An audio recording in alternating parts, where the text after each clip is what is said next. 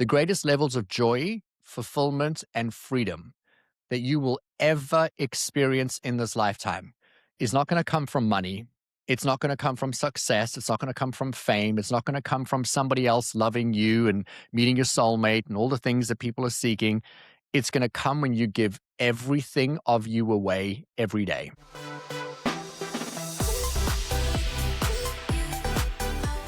Welcome to Extraordinary Stories. I'm your host, Forbes Shannon, and our guest today is a world-class coach, world-class keynote speaker. He wants it to be known that he just kind of fell into keynote speaking by accident, and he's a killer at it. Please help me welcome my good friend, Rudi Riekstins. Rudi, thanks for being here, man. Forbes, brother, thank you so much for having me on the show. I'm incredibly excited to spend some time with you and your audience today. Well, let's start. We're going to talk about energy because I know that's a big focus for you. But let's start with people that are good energy. You were nominated by Dana Herrera. How do you know Dana? I actually spoke at an event and Dana was sitting front row in the audience. And when I had finished the keynote and I had to walk off the stage, Dana just beelined right up to me and I thought I was about to be attacked. And she just grabbed me as I came down the stairs, still like microphone in hand. And she's like, "We need to speak." And it was just pulled me aside and I ended up coaching and supporting her company. And from there, I did personal coaching with her. And then from there, we just became really good friends. And I'm just a huge fan. She's an incredible human being doing unbelievable things out in the world. And if people don't know her, man, she just has such a wealth of life experience that, let me back that up. I believe that we're always being prepared for who it is we get to become. There is a divinity in everything. And her life prepared her for what she's about to do. And that's what I love Yes. so beautifully about merging all different aspects of life so we can live ultimately, these abundant, healthy lives. Yeah. Well, that sounds exactly like Dana. That's actually how Dana and Aaron were connected, was at a conference afterwards. She came over. She's like, "I need to meet you. And I think it's because, good energy people can tell other good energy people, but like, you're the energy guy. So I want to ask you, you're a big philosophy in your coaching is that it's about the energy inside and not necessarily all the other stuff that we think it might be. Can you kind of explain that to our audience, like your take and how you coach? In the most simplistic form, let me start by just saying we all have awareness to the fact that we have a physical body. And Hmm. we identify with our physical body because we can see it. So if I look at my hands, I can see where my hand starts and stops. And that seems logical. But in addition to that, we also have an emotional body, and your emotional body actually extends around about a foot past your physical body. But because you can't see it with your eyes, I can't see mine with my eyes, then, well, we don't have awareness to it. And another foot outside of that, you have a mental body. And then outside of that, you have an auric field. Now, I'm only going to focus on three bodies now, and that is going to be your mental body, your emotional body, and then your physical body. The human brain works in a way where you think a thought, the thought produces an emotion. The emotion is a chemical that is dumped into the bloodstream through the limbic brain, and it goes into the spine and travels all the way through your body. And essentially, what happens is the thought is an interaction in chemical that then tells the body, "Hey, we have to react and respond to what we're seeing or doing, like bear, snake, shark, etc." And now you want to run. And so why this is so important is most people don't make the connection that you first have thoughts which live in your external field. Those thoughts then update the emotional body, which then produces the chemical in the brain. The brain puts it into the body, and then the body reacts and responds. Once we react and respond, we think a new thought, feel a new emotion, and we create the cycle. We can hear mindset stuff like 95% of our thoughts are repetitive and 95% of what we do every day is the same as the day before. But here's how we break the cycle. When you have an awareness to the fact that you are not just the physical body, that everything in the known universe is comprised of energy, in addition to the fact that thoughts that are like thoughts attract like experiences, it would serve us to know that our energy field is communicating on our behalf. Mm, And so if you walk into a room and you are within 15 feet of somebody else, your energy, how you are thinking and feeling, starts to actually interact with the other person's energy field based on how they are thinking and feeling. And mm.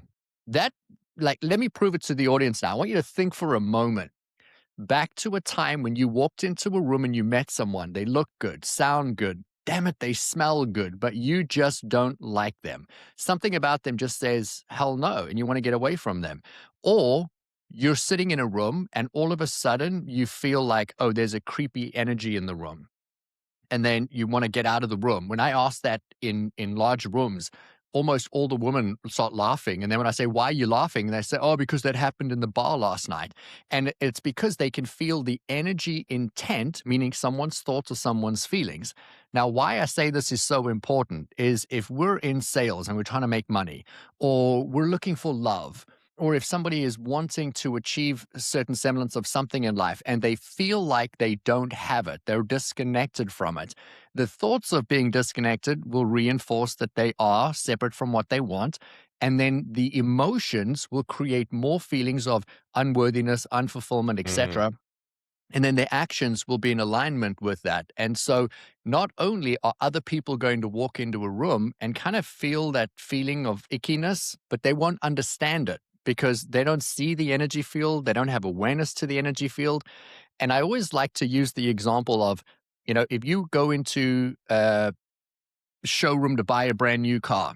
And as mm, you walk in and you meet a salesperson, and the salesperson is just thinking about his next deal, he's got to make his sales quota. Maybe he had a fight with his spouse the night before. Then you're going to feel all of that, but you don't understand it. Well, the problem with the human brain is we process everything through our own lens and we take it as, well, they don't like me. And then it creates distrust. And so essentially, when you have awareness to the fact that you have these bodies are communicating on your behalf, well, then it would serve you to ask the question, what am I thinking? What am I feeling? And what am I doing? And be able to reverse engineer how you want to be, what you want to experience. And so that's a lot. Let me just say, if you look around you in your life right now, your life is going to show you what you've been thinking and feeling. Is your life working? How much money is in your bank account? Because that's tied to your worthiness. How much love do mhm. you have? How much freedom do you have to do what you want when you want to do it? All of that's going to speak into it. And so the next question should be interesting. Well, where can I break the cycle? Thoughts, feelings, and behaviors. The whole world is focused on behaviors. The coaching industry is focused on you got to hustle, you got to Nice. grind, you got to cold Uh-huh. plunge, you got to outperform, you got to take your peptides. And in reality, we've got to change our thoughts and our feelings, which will literally, profoundly quantum shift everything for you. So I gotta ask, was there before you did all the research and found all this out, um, was there like an apple fell off the tree, hit you on the head, Newton moment that kind of like woke you up to this idea of energy? Like how did you get into this? I was staring at my ceiling fan at 4 o'clock in the morning. And I had that realization of like, I physically cannot live another day like this. Like, I hated myself. I hated my life. I was newly married to my soulmate. And I was like, I'm going to ruin my marriage, not because of her, but because I'm so unhappy. And she's going to eventually say, like, who wants to be with this guy?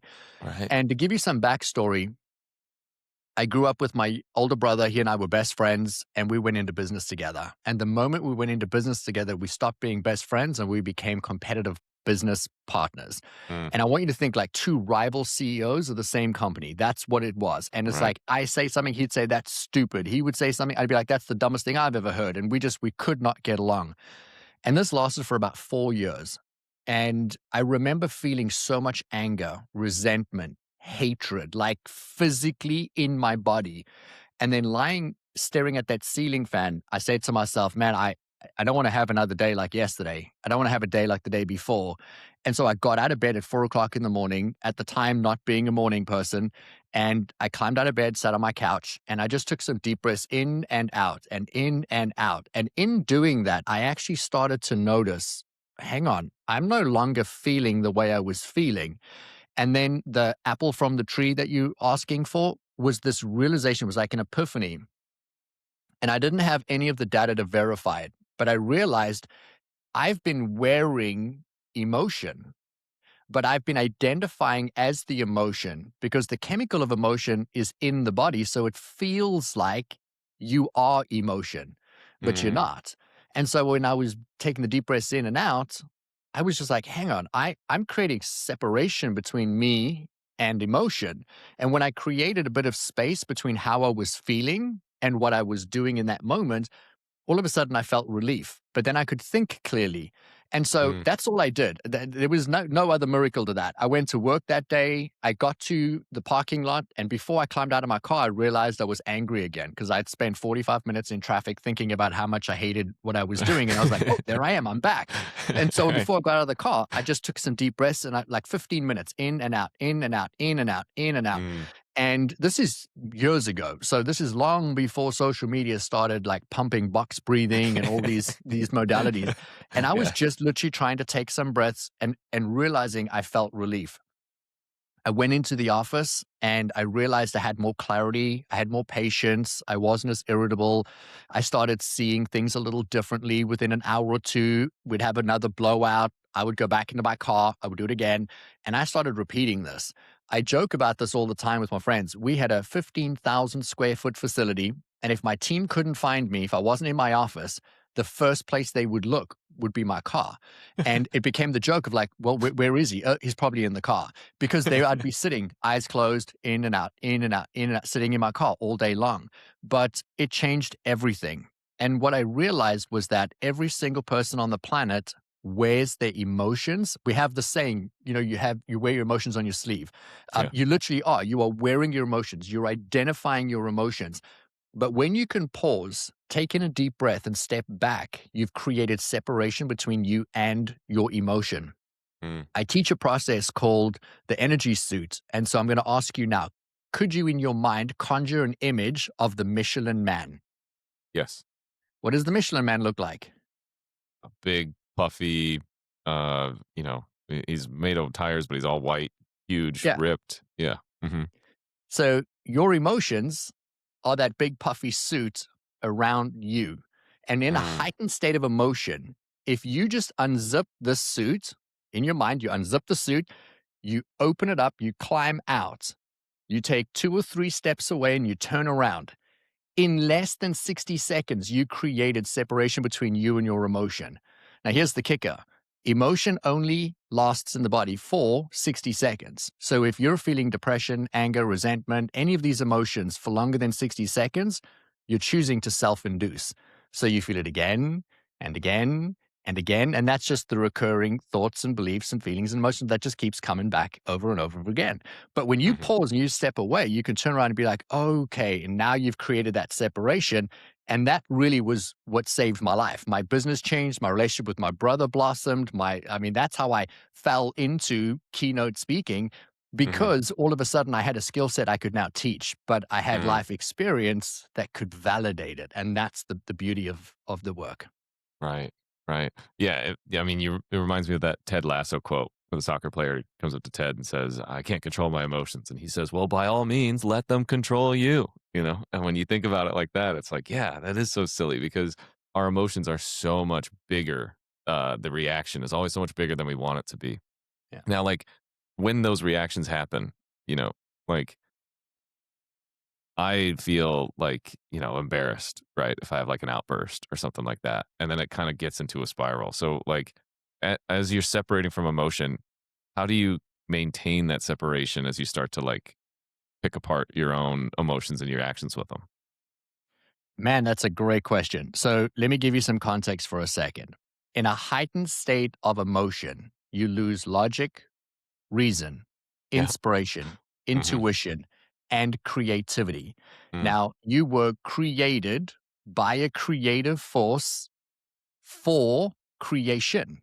So mm, your sole purpose is to come here and create. Think a thought, materialize an experience, an outcome, an opportunity, whatever. And I literally teach creation. I wouldn't put my stake in the sand saying this is who I am and what I teach, but creation is actually a really easy process. We're creating all day long, every single day. We just don't realize we're doing it on accident. So mm, that's you can be living a default life or you could be intentional. When you create separation, you're now choosing a new narrative. I want you to imagine you've got a vinyl record, and the vinyl record was coded based on your whole life experience. Mommy told you to be quiet, daddy said you're not good enough, and your teacher told you you're stupid. And all these things create this narrative, and that's playing in your unconscious mind. 70,000 thoughts a day, 95% of them, you have zero awareness to them. Mm. Every one of those thoughts produce a chemical. Every one of those chemicals, they're emotions. Now your body is feeling this emotion. So let's go back to the car salesman who's trying to sell me my dream car. And these emotions are being dumped into his body of unworthiness, not enough. My boss is going to fire me. My wife doesn't like me, and all these feelings. And then I walk in and I'm like, man, get me as far away from this guy as I can get. Because at the moment, you don't understand it. Your body just says, hey, you're not in congruence with this person. When you pause and you realize you're in a heightened state of emotion, you unzip the energy suit, you step out. And can I just, like, Forbes, I literally have CEOs and presidents of billion-dollar brands in their offices stand up, unzip, step out, like as an actual exercise. They do it in heightened states of emotion because it immediately brings them back into their body. Logic, reason, inspiration, intuition, and creativity all fall back in line. So when Mm. that happens, the left and the right brain have compartmentalized again because they separated before. So now they've come back together as a single unit. You fire a logical thought from one side to the other, and now you can start to ask real questions like, man, why was I even upset in the first place? Is that even true? And that your brain starts to create a new narrative. The vinyl record is now being changed to a new track, except you're not playing the same loop of your past. You're now intentionally, carefully, calculatedly planning, okay, what do I want that loop to be? I want to give you an example. 2 days ago on my community call, I did a training on money and money limiting beliefs. And this guy turns around and he says to me, he believes that there's abundance everywhere. And I said, okay, great. Tell me about what's going on in your life. And then he says, well, my wife wants to quit her day job and she makes a couple hundred grand. She does really well, but she doesn't want to do it anymore. She wants to work from home. Her company won't let her. But if she leaves, we're going to lose the money. And I said, okay, let's back that up. You just said that money is everywhere and it's Mhm. easy to come by. But then in the next breath, you said your wife wants to leave her job and you can't lose the money. So which is it? Is it that money's Mm. everywhere or that money's only coming through your wife's job?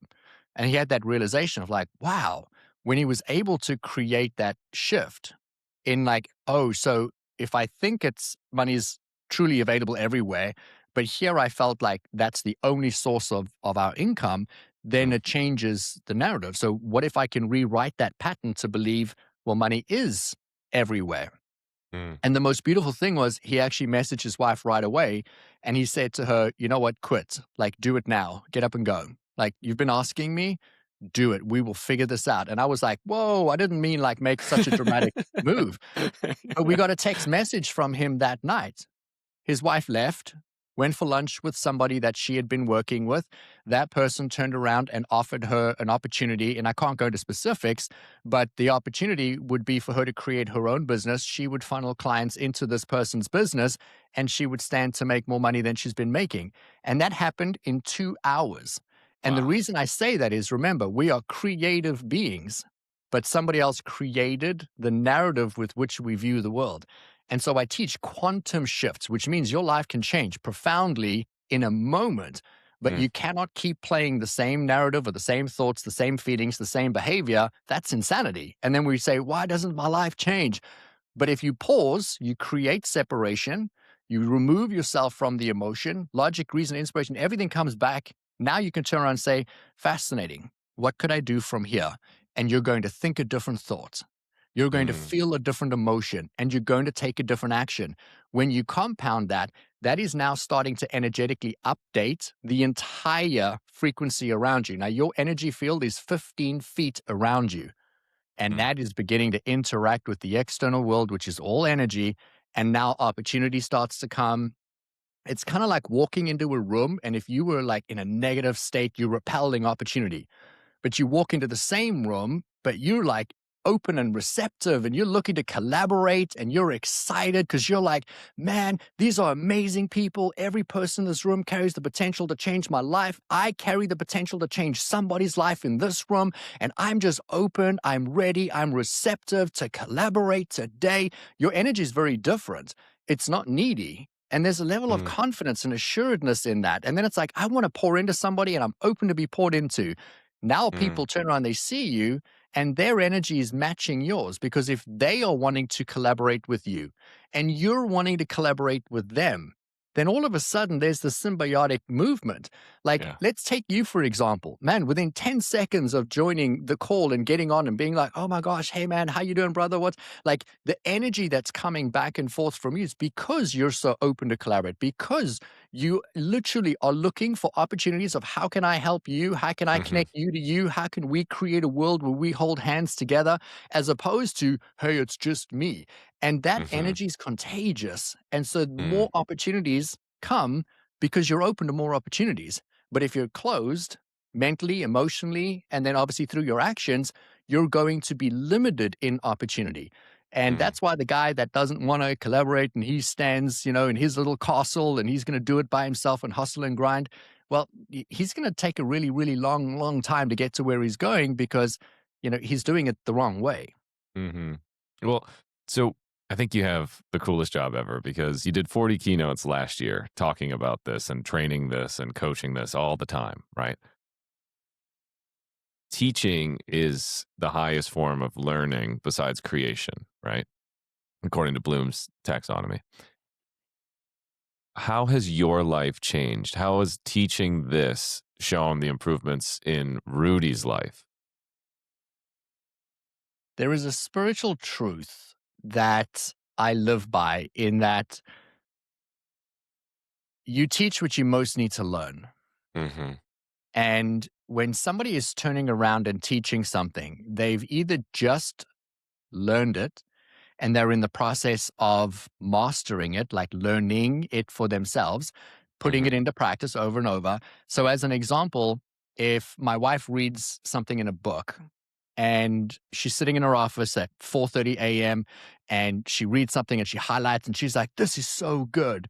By the time she sees me at, I don't know, 5 a.m. or 6 a.m., it's like verbal diarrhea. Oh my God, and she starts telling me everything she learned. She's not really communicating to share it. She's communicating to teach it because as you teach it, it's the surest way to retain long term memory. There's two Mhm. ways to have long term memory. And one is through heightened emotion. So that's why we remember our triggers of our past, or we get into a state of teaching.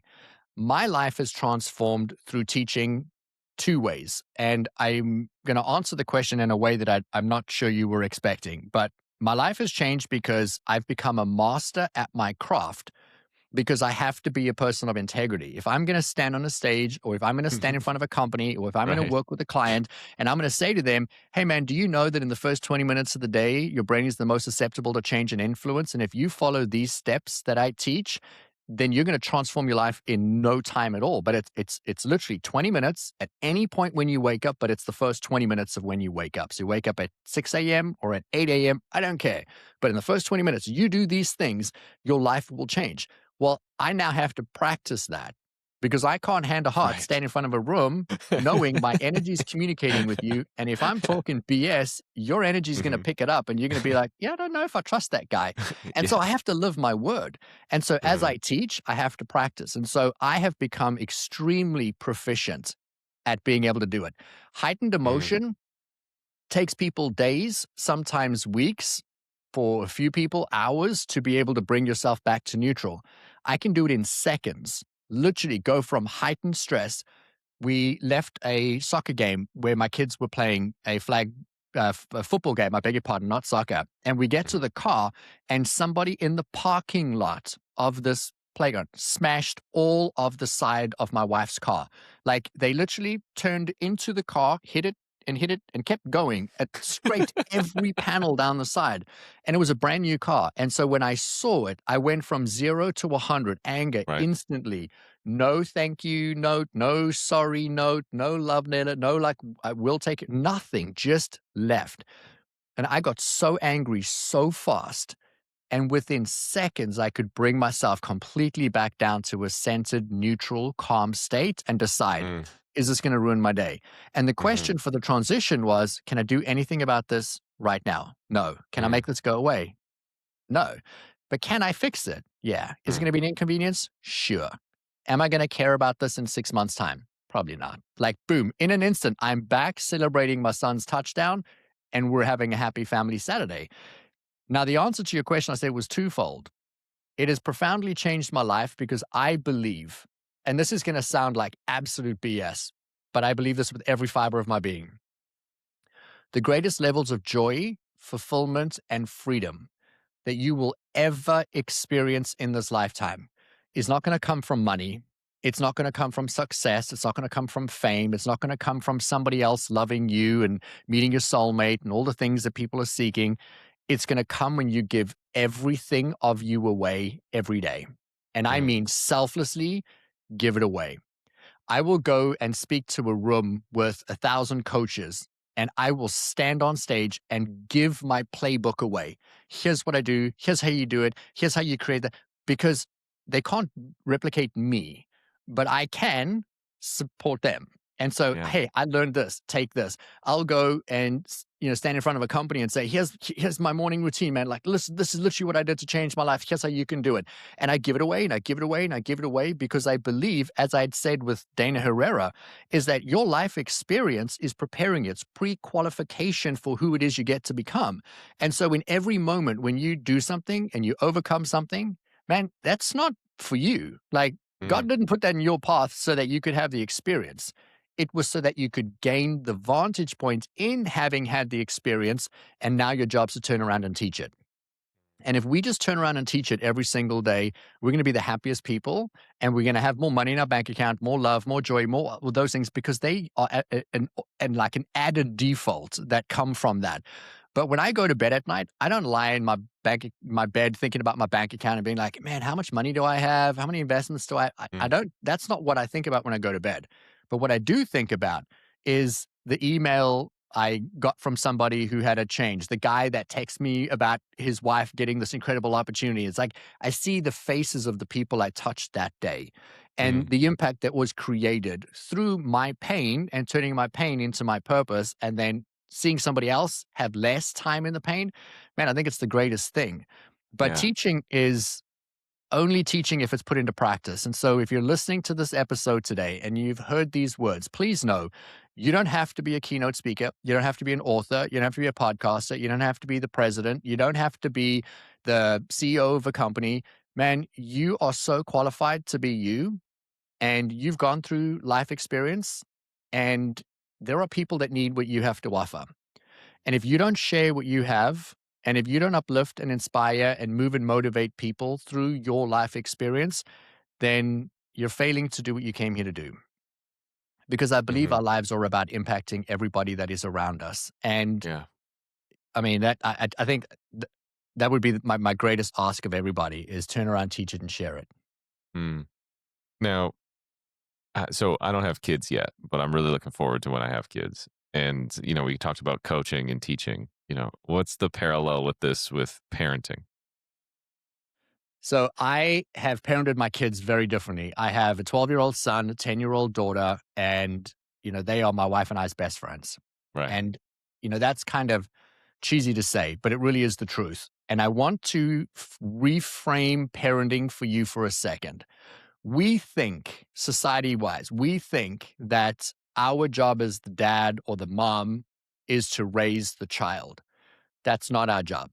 Our job is not to teach them how to do things and to reprimand and to, make sure that they are on the straight and narrow. Our job is to give them guardrails so that they can learn and fail forward and always know that they're going to be safe. Always know that they're going to be loved. Always know that it's okay to take a risk. Like questions we ask our kids at dinner at night is, what did you fail at today? And then it'll be like, oh my God, man, I tried to do this backflip on my skateboard and man, I sucked at that's awesome. Because we want to encourage failures Uh-huh. a part of the process to winning. It's not like this thing that you didn't do. Mm. When my kids make mistakes, I say to them, okay, that sucked for everybody. Like I had a family heirloom. My kids smashed it. And so they came to me and said, hey, look, we broke this. We're really sorry. And internally inside, I wanted to like scream and shout and lose my mind. But instead, I turned around and I said, well, that was very precious to me. My heart is very, very sore right now. Now, they were very young kids. And I said, what did you learn today? And you know what they learned? You shouldn't be on all fours with shoelace in your mouth and a shoe attached to it, flipping it around, and it can fly and hit something. And so it's like, it's always teaching through what did this teach you? What is the Mm. experience? I share that because my job is not to teach my kids. My kids are my teachers.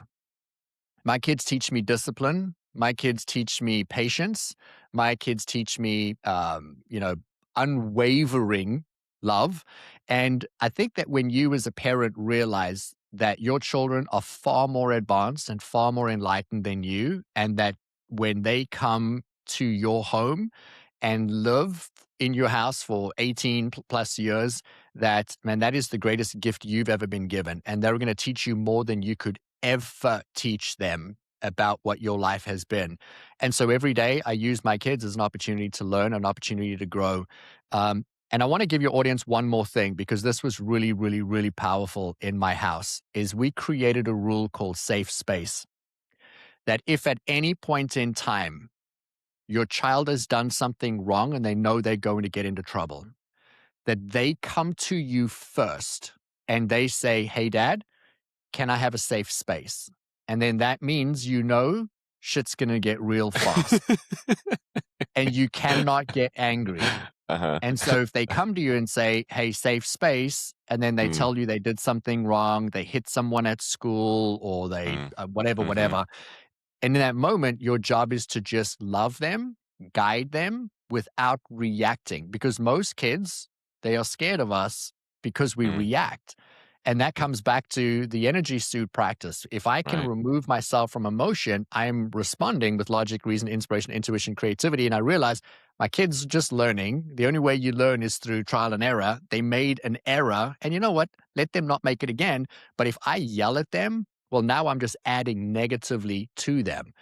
And the beauty in all of this, and I'll close it with this session, with this part of the question. My son is a really tiny guy, and he was out on a field at school, and this bigger kid who was in fourth grade, and my son was in first grade. Bigger kid was bullying another kid. My son didn't know either of them, but he saw this bigger guy pushing this kid onto the ground, and when he stood up, he pushed him down. My son marched right over to the big guy, stood between them, and he said to the big guy, "Hey, hurt people, hurt people. And if you're hurting him, it tells me that you're feeling hurt. And it's probably because you don't have friends. And I will be your friend. But to be my friend, you can't do that to this guy." And the literal bully turned around and he said to him, "Thank you." And the two of them walked off and went and played on like the monkey bars or something. And a teacher shared this with us. And I'm going to tell you now, that to me is the sign that whatever it is that we're doing is right, because I couldn't have done that when I was a kid. I wouldn't have had the courage.